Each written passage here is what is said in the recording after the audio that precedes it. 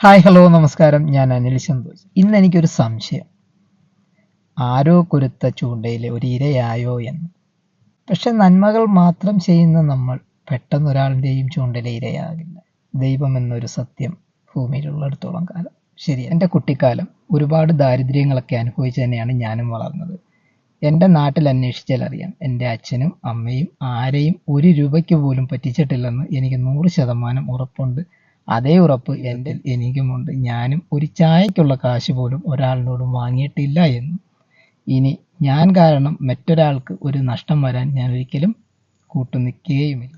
ഞാൻ സ്കൂളിൽ പഠിക്കുന്ന ഒരു കാലഘട്ടത്ത് എന്നും വലിയ മീനുകളൊന്നും വാങ്ങി കറിയൊന്നും വെച്ചൊന്നുമല്ല ഞാൻ കഴിച്ചത്. സാധാരണക്കാരെ പോലെ തന്നെ ചില ദിവസങ്ങളിൽ കഞ്ഞിയും ചമ്മന്തിയുമായിരുന്നു. അതിനും ഒരു സ്വാദാണ് കേട്ടോ. അതിന്നും ആസ്വദിച്ച് കഴിക്കുന്ന ഒരാൾ തന്നെയാണ്. ഇതുപോലെ തന്നെ ബാല്യത്തിൽ ഒരുപാട് കഷ്ടപ്പെട്ട് വളർന്ന ഒരുപാട് കുട്ടികളുണ്ട്. ആ കൂട്ടത്തിൽ തന്നെയാണ് ഞാനുമുള്ളത്. ഞാൻ സ്കൂളിൽ പഠിക്കുമ്പോൾ SLCയുടെ മോഡൽ എക്സാം ടൈം നമ്മുടെ ജൂനിയർ കുട്ടികളുടെ ക്ലാസ്സിലേക്ക് പോയിട്ട് അവരെ തട്ടമെടുക്കും ഉച്ചക്കലത്തെ ഉച്ചഭക്ഷണം കഴിക്കാൻ വേണ്ടി. അപ്പോൾ ഞങ്ങളൊരു ഗ്രൂപ്പായിട്ട് കുറേ കൂട്ടുകാരുണ്ടായിരുന്നു. അങ്ങനെ എടുത്തു വെച്ച് കഴിക്കും. കൂടുതലും നമ്മൾ ഡിവിഷനിൽ പഠിക്കുന്നത്. ഡിവിഷൻ എന്ന് പറയുമ്പോൾ ഇംഗ്ലീഷ് മീഡിയമാണ്. അവിടെ നിന്നാണ് കുട്ടികളുടെ ചോറുകൾ കൂടുതലും എടുക്കുക. അങ്ങനെ ഒരു ദിവസം ഒരു 9ാം സ്റ്റാൻഡേർഡിൽ പഠിക്കുന്ന ഒരു കുട്ടിയുടെ തട്ടം എൻ്റെ ഒരു സുഹൃത്തെടുത്തു.